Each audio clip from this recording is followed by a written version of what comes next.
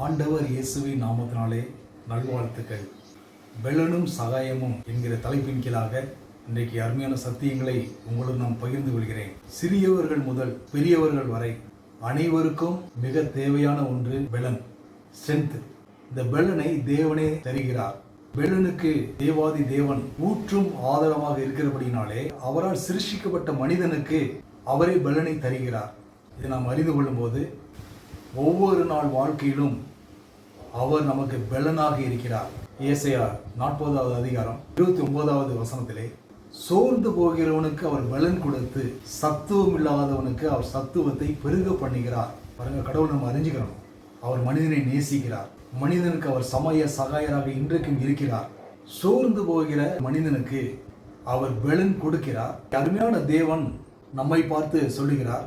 ஏசாயா 41:10, நீ பயப்படாதே, நான் உன்னோடே இருக்கிறேன், திகையாதே, நான் உன் தேவன், நான் உன்னை பலப்படுத்தி உனக்கு சகாயம் பண்ணுவேன், என் நீதியின் வலதுகரத்தினால் உன்னை தாங்குவேன் என்று சொல்கிறார். அருமையானவர்களே, இந்த பூமியிலே நான் வாழ்கின்ற ஒவ்வொரு நாளும் 365 நாட்களும், ஒவ்வொரு நாளும், ஒவ்வொரு மாதமும், ஒவ்வொரு வருஷமும் கர்த்தர் இதைத்தான் நமக்கு சொல்கிறார், நீ பயப்படாதே, ஃபியர் நாட்.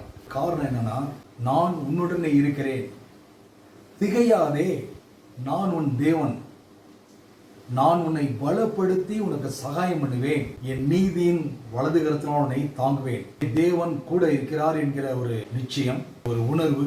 தேவன் என்னோடு இருக்கிறார், தேவன் எனக்குள் வாசம் செய்கிறார், தேவன் எனக்காகவே என்னோடு கூட இருக்கிறார். இந்த விசுவாசம், இந்த நம்பிக்கை நம்மை வாழ வைக்க ஆரம்பிக்கிறது. பயம் என்கிற காரிருளை நம்முடைய வாழ்க்கையின் எல்கையை விட்டு அப்புறப்படுத்துகிறது.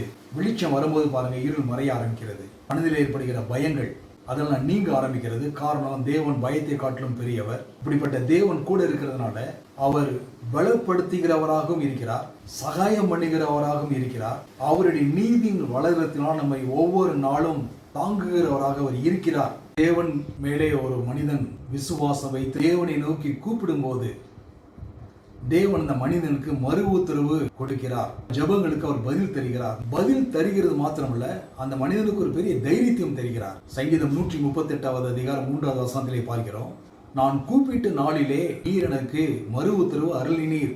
எவ்வளவு ஒரு நிச்சயத்தை பாருங்க. தேவனிடத்தில் அன்பு கூர்ந்து வாழ்கிற ஒரு வாழ்க்கை, தேவனை விசுவாசித்து வாழ்கிற ஒரு வாழ்க்கை, அந்த வாழ்க்கை மிகுந்த ஒரு ஆசீர்வதிக்கப்பட்ட வாழ்க்கையாக வளர ஆரம்பிக்கிறது. ஆத்துமாவிலே பெலன் தருகிறவர் தேவன். God loves you. அருமையானவர்களே, தேவன் உங்களை நேசிக்கிறார். God loves you. என் ஆத்துமாவிலே பெலன் தந்து என்னை தைரியப்படுத்தினீர் என்று பார்க்கிறோம். இப்படிப்பட்ட கர்த்தர் உங்களோடு கூட இருக்கிறார். ஆத்துமாவிலே பெலன் தந்து உங்களை தைரியப்படுத்துகிறவராக அவர் இருக்கிறார். ஒவ்வொரு நாள் வாழ்க்கையிலும் தேவன் நமக்கு எவ்விதமாக இருக்கிறார். சங்கீதம் 27வது அதிகாரம் 1வது வசனத்திலே வேதம் சொல்லுகிறது, கர்த்தரின் வெளிச்சமும் என் ரட்சிப்புமானவர், யாருக்கு பயப்படுவேன்? கர்த்தர் என் ஜீவனின் பெலனானவர், யாருக்கு அஞ்சுவேன்? கர்த்தர் உங்களுக்கு வெளிச்சமாக இருக்கிறார், கர்த்தர் உங்களுக்கு ரட்சிப்பாக இருக்கிறார், கர்த்தர் உங்களுடைய ஜீவனின் பெலனாக அவர் இருக்கிறார். நாம் தைரியம் கொண்டு சொல்ல வேண்டும், the Lord is the strength of my life. கர்த்தர் என் ஜீவனின் பெலனாக இருக்கிறார். அற்புதமான ஒரு பகுதியை நாம் தொடர்ந்து பார்க்க இருக்கிறோம். சங்கீதங்களின் புஸ்தகம் 46வது அதிகாரம், தேவன் நமக்கு அடைக்கலமும் பெலனும் ஆபத்து காலத்தில் அனுகூலமான துணையுமானவர். எவர் பிரசன்ட் ஹெல்ப், உதவி செய்வதிலே நம்முடைய தேவன் வல்லவராக இருக்கிறார். தேவன் நமக்கு அடைக்கலம் மாத்திரமல்ல, பெலனாக இருக்கிறார். பாருங்க, அடைக்கலம்னா ஃபோர்ட்ரஸ். எந்த தீமையும் அதுக்குள்ள அணுக முடியாது. காரணம், தேவனே நம்முடைய அடைக்கலமாக இருக்கிறார், நம்முடைய பெலனாக அவர் இருக்கிறார். ஆபத்து காலத்தில் அனுகூலமான துணையுமாக அவர் இருக்கிறார். உங்களுடைய வாழ்க்கையின் ஒவ்வொரு நாளும் அவர் சகாயம் பண்ணுகிறவராக அவர் உங்களோடு கூட இருக்கிறார். சேனைகளின் கர்த்தர் நம்மோடு இருக்கிறார். யாக்கோபின் தேவன் நமக்கு உயர்ந்த அடைக்கலமானவர். அருமையான தேவனிடத்திலே நாம் ஒவ்வொரு நாளும் அன்பு கூறும் போது, ஐக்கியம் கொள்ளும் போது, அவரை துதித்து ஆராதிக்கும் போது நம்முடைய வாழ்க்கை மிகுந்த ஒரு ஆசீர்வதிக்கப்பட்ட ஒரு வாழ்க்கை. சங்கீதம் 18வது அதிகாரம் 1 முதல் 3 வரை, என் பெலனாகிய கர்த்தாவே உம்மில் அன்பு கூறுவேன்.